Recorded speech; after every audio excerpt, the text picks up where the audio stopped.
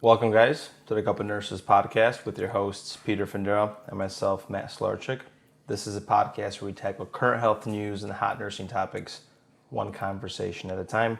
Thank you guys for listening, following, and sharing all of our episodes. If you guys find any value in this podcast, please give us a review, follow, share. We appreciate it. We are trying to grow this podcast, and you wouldn't believe how much it helps us if you smash the 5 stars, gets us ranked, and people discover us, and we are able to grow more organically and keep on producing this high quality content that hypes us up. Ladies and gentlemen, we are recording in San Fran today. Beautiful city, different setup. Unfortunate events. We got a window broken into. Again for the second time in San Francisco. Love this city, but yeah, it just has a bad rep for what's going on. Man, nice city. It doesn't like our vibes, man. Yeah, man. For some reason, we just always pull up to the city. We had a Jeep last time. This one we had a giant Chevy Tahoe. I guess it just looked like a nice vehicle too. It looks nice, dude. If I was a person that's gonna rob some stuff, I definitely would have picked this Tahoe, to be honest. Low key. And luckily, not much got stolen. I lost my backpack and had some stuff in there. Yeah, a few electronics. Sentimental, yeah. I lost my COVID pin, bro. It said Frontline Warrior on there, or Frontline something. COVID-19 fighter, but... Pilot. COVID-19 fighter pilot. Thank you guys for tuning in. Like Matt said, beautiful intro like always. So on this episode, we're going to take another look at the COVID-19 case perspective. We're also going to talk about this cool drug that Matt found supposed to treat diabetic foot ulcers and decrease the need for amputations. We're also going to talk about the space race, the race to Mars between us, the United States, China, and UAE. So some stuff is definitely going on. And dude, space race has been going on for a long time, dude. And it still just keeps going on, right? It was a race to the moon. Like, there was a point in time where it was, like, space, and then it was, like, nothing. And now it's space again. Bit, yep. Now, it was like the moon. Once you get to the moon, that's it. That was, like, the benchmark. Now the benchmark is Mars. It's crazy to look how that has changed, all throughout these years. Just in general, like, the whole alien thing is, like, a form of religion in our society, right? We're all talking about aliens. They might be coming. Who are they? When are we going to declassify that info? I feel like that's always topics that are always circulating on the web. Yeah. So first we'll dive into the case perspectives. So we were looking at some stats with COVID-19, specifically here in this setting. We looked at Albuquerque, New Mexico, because they had only 13 new COVID deaths reported in like a 1 week span or 1 month span. And we kind of took a look at what do we see in these 13 deaths, right? Yeah, so this is just like a random news report just to kind of dive into a random city and actually like break down these cases and who's actually passing away from COVID. Yeah, and why we chose this is because 13 isn't a valid number for like a study or anything like that, but it's valid in the sense of getting a perspective, right? Because it's hard for us to imagine thousands of deaths, right? And then break them down into age groups, things like that. It takes a lot of work, right? It takes more effort compared to looking at just 13 and kind of see what the trend is. So regarding these 13 new deaths, we have it written down here. One death was a 20-year-old with underlying conditions. Another one was a 50-year-old with also underlying conditions from a nursing home. One death of a 6-year-old with underlying conditions. And then 4 70-year-olds died, 4 80-year-olds, and 2 90-year-olds from nursing homes. So this just shows you on like a smaller scale on how these deaths are actually occurring. Or not necessarily occurring, but how these deaths are being recorded and being tracked, right? Because the majority of people you see that are dying here are above the age of 70. 70. Right? More than 50%. Underlying conditions are 100% of these cases, right? And then we have 2 from the nursing homes, just to give you a perspective. Yeah. And yeah, it just seems like the patients that are passing away, just like we always mention, have something already wrong with them. Something is already in a disease process that's already, decreasing their quality of life. And this just like is the cherry on top. Yeah, that's what's so interesting. It's just like, because of course for a study we like these giant numbers, but it's hard for us to look at these giant numbers just like me and Matt and find a correlation and things. But if you look at the 13, this actually is a decent perspective into what's going on as a whole in the US for the most part. There's always, like Matt said, there's always underlying conditions, and all these 13 deaths, they all had underlying conditions. And 5 of them or 6 of them were from nursing homes, and then the rest were above the age of 70, right? So that's kind of like, and it's flu season too, so this is like a typical rational explanation for how death progresses in general, right? This is how people also kind of die in society if you think about it, right? Yeah. Majority of your deaths are going to be within the elderly, right? Then you have like 1 or 2 that are, kind of crazy accidents. Things happened early in their 20s, 30s, 40s, and you also see here that one guy that dies in the 50s, 60s. But majority, if you're above the age of 70, like above that age group, there's gonna be a lot more deaths in that age group compared to all the other ones, right? Yeah. This is kind of what we see with COVID-19 as well. And once all the data comes out, like we'll have a whole episode and we'll talk about like the deaths from 2019 compared to 2020. What has changed? Was there an increase in deaths? Because I think, from my understanding, the deaths had stayed the same, like from year to year. Yeah, because we looked at a study. This isn't on this episode, but we looked at a study a few weeks ago, and it showed that the amount of deaths was either the same or less, but where these deaths are occurring has changed. Yeah. So we did a pretty good. They said we had a decrease in deaths related to like heart disease, things like that. So we did take a little bit of a better stance on that and diabetes than we did the years prior. But now what kind of evened it out is like COVID-19 deaths. Right. So they're saying that the amount of deaths that are happening is a rational estimate of amount of deaths. But instead of people dying from heart disease, things like that, we had an increase in people dying from like the COVID-19 infections. Yeah. So the trend of deaths is still on hitting the same hallmark and stuff, but just people are dying from different things now. Yeah, different things. Mm-hmm. For example, hey, we're not going outside as much. There might be a decrease in motor vehicle accidents, but yeah, there's an increase in deaths of this. Yeah. What I'm also curious about is, speaking of deaths and stuff and all this vaccination rollout, is how fast are we actually approaching herd immunity? So you were talking about that the estimates that we're getting on these cases, there's probably a lot more infected people than we thought because we under-tested for such a long period of time, right? Yeah. Would you concur on that? Under testing, I guess. I mean, I don't know what the exact numbers are, but if the benchmark for testing is everybody tested, then yeah, we're definitely not hitting it. Not hitting it, yeah. So if you look at that, so if there's a higher population that's already been infected, already has antibodies, so now we're going into herd immunity. So both vaccination standpoint, if we vaccinated over 40 million vials have been distributed from February 7th, right? And then we look at, we have to figure out what is a herd immunity percentage that we could get from this virus. So if you look at like measles, I looked this up here. So if you look at measles, it takes about 95% of the population to be vaccinated to have a herd immunity, and that protects the other 5%. If you look at the threshold for polio, you need a vaccinated population of 80% to achieve herd immunity.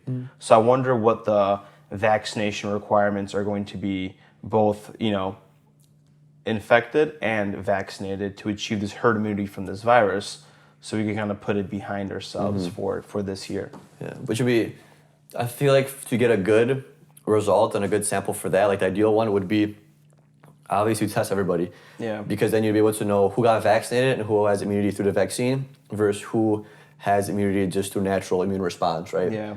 Because if they say something like this, like, hey, we only have to vaccinate 40% of the population because this infection spread so quickly that by the time we vaccinate 40%, guess what? 80% is going to have it. Yeah. And all we need is 80% to have herd immunity. Then that would be pretty interesting to like see. Yeah. If like all we have to do is vaccinate 40% of the population to keep them safe, and the other 40% will basically get immunity within their natural immune response, and those combined is enough for herd immunity. Like that would be pretty cool to see. Yeah, because I'm just thinking about it because it seems legit. If you have infected and vaccinated people, you're already achieving some kind of barrier where the society that is not infected is going to transmit some kind of immunity against this, and it's going to slow the spread. So it'd be cool if vaccines could be used to quicken herd immunity.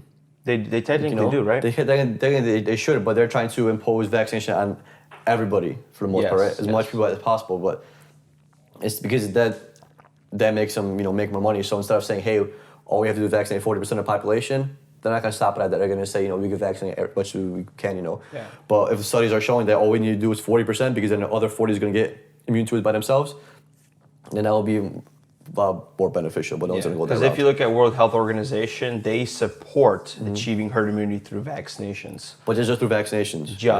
So that's their benchmark. Yeah. They don't want people to die, right? So they don't want the disease to spread and segment the population because it's going to cause unnecessary deaths. I mean, yes. So when they say that means if the research shows that we need 80% immune people to protect the other 20, that means they're going to want to vaccinate 80%. Yes. Because you got to take it into consideration the amount of people that did get vaccinated and are already immune to it. Yeah. You know what I'm saying? So they're going to push the vaccine 80% no matter what. Instead of saying, hey, all you need to do is 40% vaccination because all your 40 is already immune. They're not going to go that route, you know? Yeah. Because if you look at NPR here, there's a model that researchers estimated that more than 1/3 of the U.S. population has been already infected. Yeah. So they were saying, like the standard reported amount of people infected in the U.S. is 8%, you know, but that's not very accurate because we haven't tested the whole U.S., right? So we can't get 100% of the results. So we've only tested a small portion of the United States, right? So 8% out of those tested have shown to have been infected, right? But like Matt said, we haven't tested everybody yet. So some of the models that are out there right now are showing that 8% is not the correct amount of people that are already immune to COVID-19. They're actually saying it's in the 30, 35%, 36%, you know, because we're not testing everybody. Only 8% of people that we tested have been basically shown to be infected, right? So yeah, but they're saying it's about 30. That's crazy. So from a logical standpoint, just looking at this, it seems like this year this is just going to be all over, right? If we're doing such a good job here, this virus is just going to be another just yearly, maybe seasonal thing. I don't know. I'm speculating here. Grain of salt as always. You know what I mean? Like I'm just using my best judgment from this data that I'm gathering here. It seems like we got this situation under control. Yeah, I mean, regarding this model that was done in Columbia, Institute of Technology or whatever school that is, it's February, and they're saying already 36% of the population has already got COVID-19. So when 1 year comes around in March, it should be like, what, 40%, maybe a little bit higher? And if you want to vaccinate, 60% of the population plus, which is, I'm undervaluing that, they want to get a lot more vials in, it seems like we're going to be good. 2020 should be the year. But now 2021 is the year. But now the question is how much of the new norm will we get back? Yeah, who knows? This is the $1 million question that I want to know. Yeah. How much more back can we go? Because the previous episode, we talked about masks. That might be a standard practice in the hospitals. Yeah. Where do masks stand in society? Where do lockdowns stand now? Where do we stand when a new strain of this coronavirus comes out? Do we need to start getting booster shots now? Like, these are the questions that I have for the next upcoming months. I'm curious. We might, but I don't think you're gonna get those answers in upcoming months. Especially the ones with the new strains. Yeah. That's gonna probably take at least another year to figure out. But the whole mask thing, like, I hope if they require masks in a hospital, I'm okay with that. Like, I'm okay to wear a mask. I understand, new infection, we're not sure what's out there, so is it going to be safe, and wear masks from patient to patient's room, Like, I'm okay with that. The only issue is going to get super annoying, super bothersome is if it gets implemented into society as well, where everybody just starts wearing masks. Because in a hospital, we wear gloves around every patient, right? We don't do that in society. Yes. And like Kevin was saying a couple episodes ago that he talked to a few nurses that were nurses during they were calling it the HIV pandemic or the HIV potential, where that's when gloves became standard practice in hospitals. So now, because of COVID-19, masks might be standard practice in hospitals, which I'm okay with. Like, that's fine. We can do that because, to be honest, we're not sure what we could transmit to people and what people can transmit to us. This just shows us how crazy it is, right? Which makes sense. A very good example, just go look at the Super Bowl ads, which I haven't looked at personally because I didn't watch it, and just see the commercials and what kind of, values they want to instill in us. What's the push for society in a way? Because, for example, on Twitter, supposedly Tom Brady was getting a lot of beef that he was maskless and he's being a bad role model for our society, that he's using his platform wrong. I mean, he's using his platform the way he wants to. Yeah, he's a quarterback. If you're taking medical advice from a quarterback of Tampa Bay Buccaneers, you should probably look somewhere else for your facts. Yeah, I just don't like the fact that, in our society, everyone is wearing them. I know I'm not anti-mask here. This is just my perspective, is that, we all just feel sick. We feel so disconnected from everybody. It's so weird, dude. We can't even make eye contact with people. Did you realize how bad eye contact is as well? Now you got I think eye contact has improved. No, it has not. You think it has? I think it has. Really? Yeah. Everybody just looks down. I don't know if I'm intimidating or something, dude, but... No, they're just being a baby, dude. You think I'm being a baby? Yeah. For sure, man. No, I think eye contact has definitely increased. I feel like more people look in your eyes now than before because they have nowhere else to look. We can look at someone's masks. I guess some people look at my mask and people look down in a way far too often. But people always look down. It's not I think you have the viewpoint where you're kind of almost on your bias at this point. Could be. Or maybe I'm on my bias. I don't know. But I feel like people are definitely looking at me more than before. I feel like. because there's like it's just like eyes to look at. Yeah. Or maybe it could be skewed because now the same amount of people are still looking at me, but now that they're looking at my eyes, maybe I'm picking it up more. That could be it too. I mean, I don't know. We gotta look at some studies here. Yeah. Maybe next episode. Maybe next news. Are people looking at each other's faces more often than before? If there's something like that, I'm done. I'm sure somebody's figured that out. Probably do like a sample of 100 walkthroughs or 1,000 walkthroughs. Like look at it's actually easy. Actually, we could do this, dude. We could literally get a notebook or use our phones, and we could look 1,000 people in their eyes, and write it down. One for this column, one for the other column. Who looked at us? Who didn't?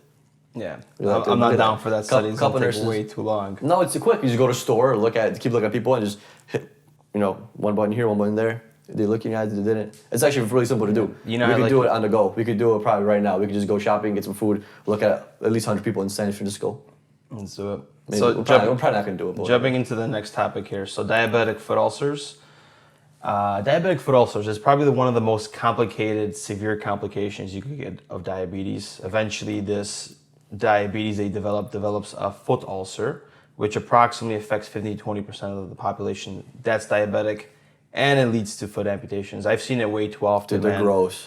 People like lose a toe, people lose 2 fingers, then they lose half, they do metatarsal, then they do BKA sometimes, and it's just so sad, man. There's just wounds that don't heal. A lot of times I see them by the ankles or on the bottom of the heels, like the back of the heel, dude, and they're like, you change dressing and it's like always looks the same. It just doesn't heal, dude. Yeah. Just doesn't want, just stays there, and then it gets like, slowly gets worse and worse, but you don't see it get worse in the hospital because they're usually here for like maybe like a few weeks at a time, so you don't see it. But every day you come in, every week you come in, it just looks the same. Like everything you do to it just doesn't want to heal. Yeah, and like the standard practice, like we always do maybe silver gels, or we do special dressing. Sometimes we do, what is it called? The wound vacs for negative pressure to suck out and help with like healing.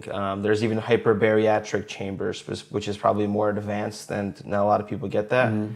And then there's the surgical, where sometimes they try to revascularize either the vasculature or, yes, debriding the actual wound to promote wound healing. And if that doesn't work, we get into amputations. And why does that happen? So people that have diabetic foot ulcers, they get neuropathy, which is nerve damage that gets damaged by increased blood sugar levels. Due to this nerve damage, you lose your sensation to your feet. So diabetics don't feel as much. They don't feel as much pain. If you get a cut or a wound on your freaking damn toe, your foot, you don't feel any of that stuff. Tight shoes, it goes unnoticed. What happens is you get blisters, you get serious infections, and when it gets messed up is when these infections go into your bones and you get osteomyelitis. That's the worst. Yeah, we try to do antibiotics. Usually we can't save the bone and it's painful, and we just amputate. Yeah, that's where I probably had, I think, let's see, 2 fresh amputations. One was due to, this diabetic foot ulcer stuff, and one was just, I don't know, he had like, that has nothing to do with diabetes, but he had like a infection. He went septic and he was recovered, but that sepsis caused him to have like some kind of a bone infection, and then from there he like that part of bone became brittle and we had to cut it off. It was fucking wild, but yeah. But diabetic foot ulcer is definitely something nasty. But you look up some cool ass medication, right? Some cool treatment. Heberprot-P from Cuba. Yeah. I met a perfusionist. And he's told me about this. How we don't have this drug in our country due to the American and Cuban embargo deal, which prevents exporting it, prevents any business from being done since like 60 something. So 1960s, because of the whole missile crisis, like our economy's not open to Cuba, and they developed this drug called a P, or is it called Heberprot? Mm-hmm. And it's made in Cuba since 2007. What it does, it actually works on, instead of like promoting wound healing or something, what it does is they've noticed that diabetics have decreased growth factor concentrations. So they make this epidural growth factor that gets injected into the actual wound itself, and it stimulates wound healing, and it actually prevents chronic wounds from actually healing up finally. It helps with granulations, correct? We'll go into the percentages. And it prevents these ischemic foot ulcers, which is probably one of the biggest reasons why amputations happen, right? Looking at on their website, their stats from about 160,000 diabetic foot ulcers, Heberprot-P was able to successfully reduce amputations by 77%. Yeah. That's fascinating, man. That's great because we don't have such success rate. And if you look at like the research of how much it takes to actually treat a diabetic foot ulcer in the hospital, it ranges anywhere from 10 to 60,000. Yeah. And that's just standard. That's not talking about surgical amputations and things like that. Just the treatments that we do post or pre, I should say, amputations. Yeah. And type of therapy, this is what they're calling as EGF infiltration therapy. This is what this medication basically does. And same study that Matt looked at, I'll go a little more detail because I looked at it as well. And it said that EGF infiltration increased and accelerated healing in poor prognosis wounds toward a rapid and sustained response. More than 80% granulation was obtained globally with Heberprot-P in comparison with less than 80% with standard care alone. Of patients treated with Heberprot-P at 75, I believe, micrograms 3 times per week until complete granulation, so it's about 8 weeks, in association with standard care, 77% healed, while only 56 healed with the placebo injections and standard care. So this just shows. So this was just looking at poor prognosis wounds. So this is, as new drug gets developed and stuff like that, guys, a lot of these treatments are given to people with poor prognosis. It's kind of how we figured out that it becomes safe, because if they have no other options, let's just throw something that's not yet proven and maybe it'll work. So this just showed that, like Matt said before with the numbers, 80% granulation obtained. And full healing occurred in 77% of the people, compared to only 56 that didn't have their Heberprot. But this is also a standard care, so we're using all the proper wound dressings, everything like that. We're doing standard-wise, but we're also adding on this Heberprot-P, and it shows to, looks like these numbers about 20% better than just with the standard care alone.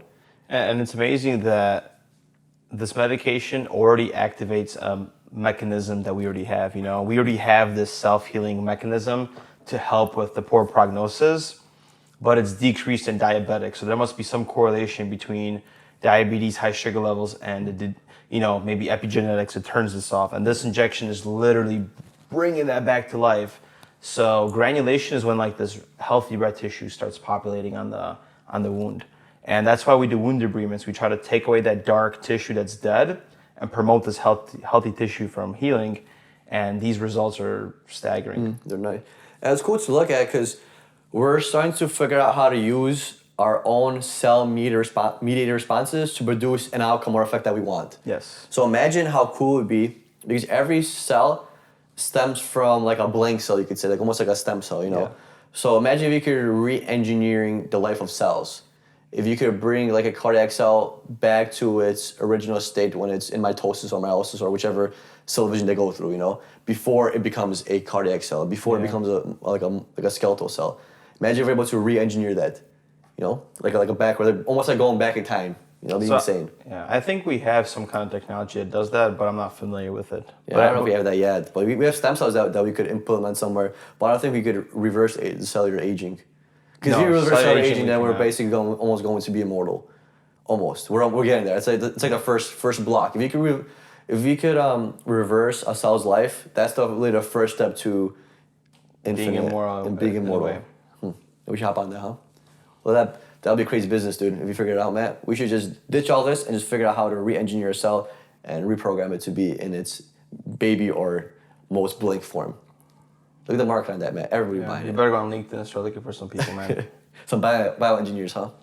Maybe next time after the show. Yeah, I also like that technology where it like vacuums stem cells into like this vacuum, and what they do, but this is more for burn patients. They actually have this vacuum gun and they spray it onto the burn sites, and these stem cells directly go on the skin, and you start creating new skin. Yeah, that's pretty cool. What the success rate for that is? I do not. I don't think it's super high, but it's supposed to be like really beneficial. It's just expensive because we don't have a lot of stem cells to like do that kind of stuff, I'm guessing. Or manufacturing hasn't been up to like that standard. Yeah, even hyperbaric oxygen, I know that is very effective in wounds, but I think it's just very expensive at the moment to do this. Not a lot of patients have access to it. Even if you look at all the diabetics that I've dealt with, how often do you hear that they got like hyperbariatric treatment? They don't. They just get, they get these wound dressings, but they can, it's all maintenance, man. People just don't take care of it. It leads to these bad examples. I've seen it way too often, man. There's even this guy that just imagine having these patients sometimes at the hospital that both of their legs are amputated. They have like multi-resistant infections. Like that's when you gown up completely. MDRO. VRE in the urine, MDRO, and it's like, fudge, man. It's so sad.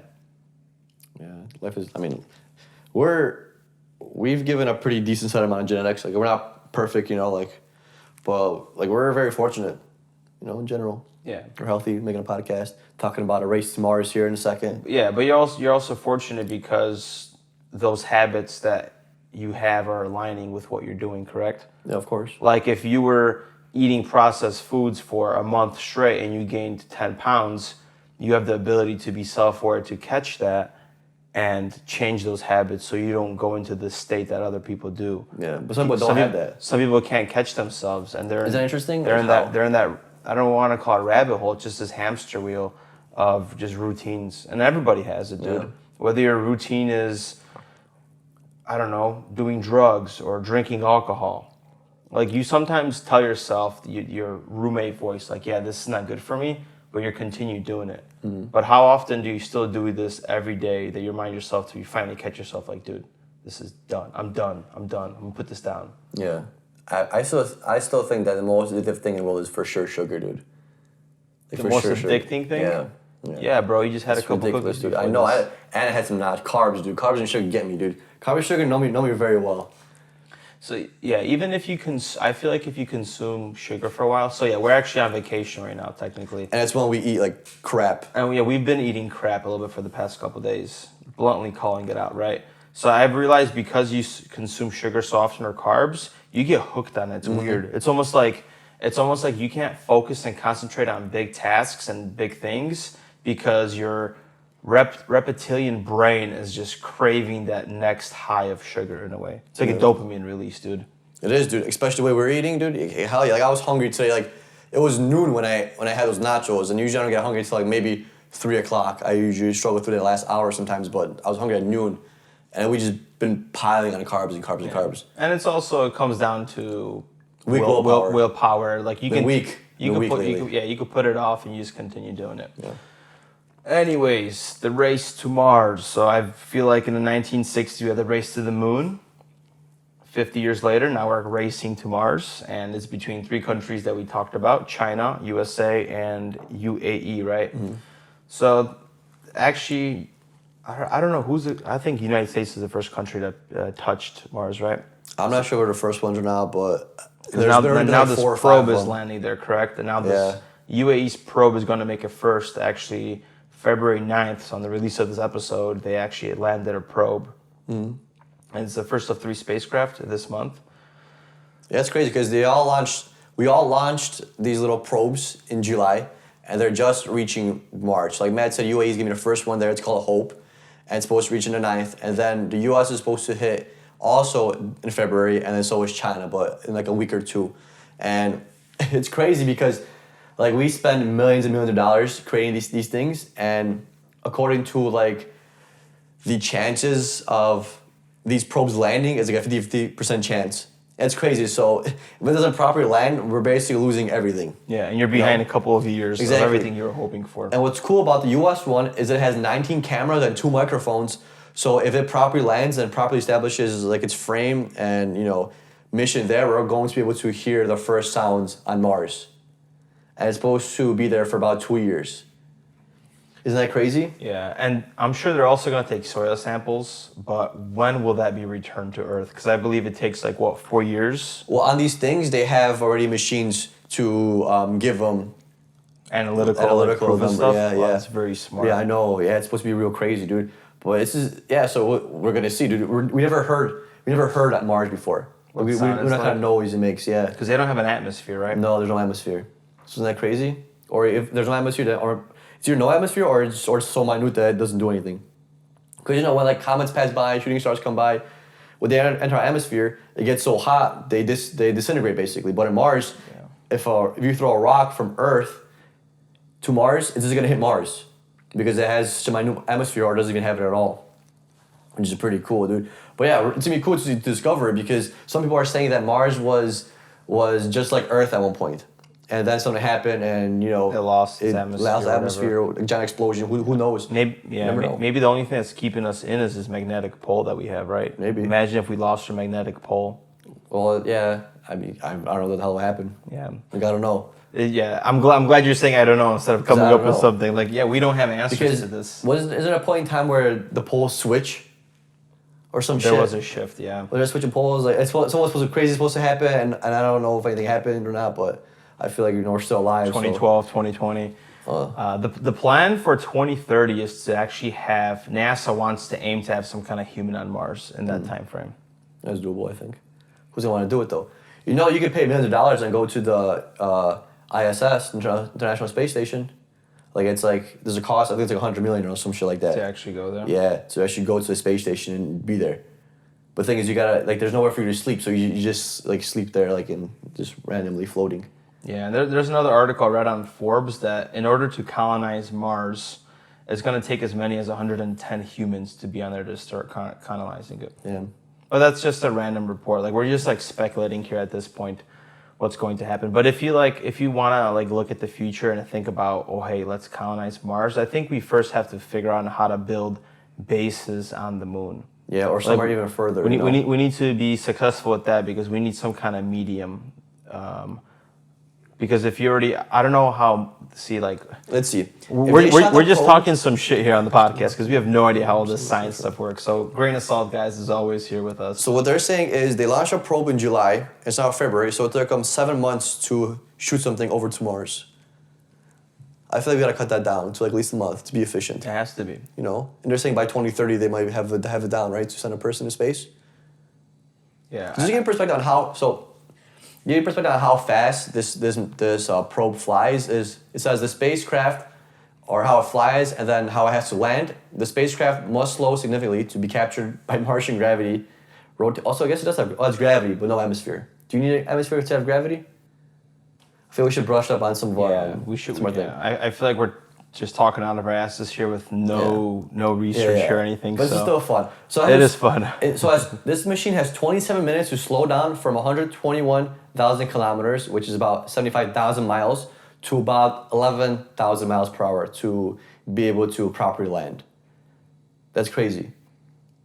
That's so fast. 121,000 kilometers, so 75,000 miles. That's super fast. I don't even think. How fast does a plane go? Does a plane go that fast? No, it does not. No that's way. Way past the Yeah, mark. it's zooming, dude. So yeah, and it took this thing 7 months to get there, dude. That's wild. Yeah, because the speed of light. I wish I could find out what is the speed of light. Right there, 299 million meters per second. That's insane. Or is it miles per second? So, and is meters or miles? Peter, I'm on this Google search and I have no idea what I'm sometimes looking at. Light travels at a constant finite speed of 186 miles a second. So 186,000 miles a second, damn. That's in order to capture the light. speed of light. So looking at all this, from a human perspective, in order to make this efficient system, first we have to transition from the way we travel, whether it's airplanes. So we have to start making rockets. So making rockets. Yeah, we are, and we're testing them. Elon Musk is doing great. I think one got on fire a couple of days ago. Yeah, but once we mastered this and commercialized, exploded. Yeah, as soon as we commercialize rockets, and people are going to be getting transported from New York to LA in 10 minutes because of rockets, then we could finally start doing the whole moon thing, or simultaneously, where we're going to start becoming efficient, where we could start sending out bases to different planets in this case. That'd be cool. Go on a little rocket, just shoot you up, and you go into the atmosphere, and you drop back down to, New York or whatever. Yeah. But the thing is, I mean, I'm no expert here, but it would probably, I think I could do it, right? I think it makes sense because a plane. What's going on in your brain? You just took like a 4-second. Because I'm thinking about it. Is it quicker to go not as high and just go straight to from California to New York, or is it more efficient to go up for a little bit and then go back down? You have to be going super fast to go up. And you gotta be, I don't know. I have no idea, dude. I don't know. I've never taken a space class before in my life. I've never taken any kind of space engineering or any kind of thing like that, atmospheric that's stuff. what sucks about nursing is that we never got into physics as much. I never took a physics class. I took physics. I like physics. I wish I did. Actually, no, I wasn't a physics guy. I was definitely more of a chemistry kind of dude for sure, 100%. Yeah, so we should probably stick to what we know best, huh? Yeah. So maybe we won't figure out how to get there, but we will be the medics on the plane to keep you alive for your flight from California to New York on a spaceship. Exactly. All right, anything else you want to talk about? No, man. I think we just talked some shit the last 5 minutes. I wish we knew more about rockets. I would love to have somebody on the show that knows about this. Yeah. Elon Musk, if you're listening, you're welcome on our show whenever, dude. We'll make time for you. You don't even got to block in our calendar. We'll block into your calendar, dude. Exactly. All right, guys. So what did we talk about today? We talked about some COVID cases, some numbers, looked at them in Albuquerque. They also took a look at some Cuban treatment for diabetic foot ulcers, Heberprot-P, with some special number at the end of Heberprot-P, what, 26 or something? Was there a number attached to it or no? No, Heberprot-P, just a Heberprot-P, yeah. Okay, all right, guys. So we talked about Heberprot-P, a breakthrough in treatment in Cuba for diabetic foot ulcers. We talked about some COVID-19 cases. We also talked about the space race to Mars between ourselves, China, and UAE. That's about it, guys. See you at the next episode. Peace.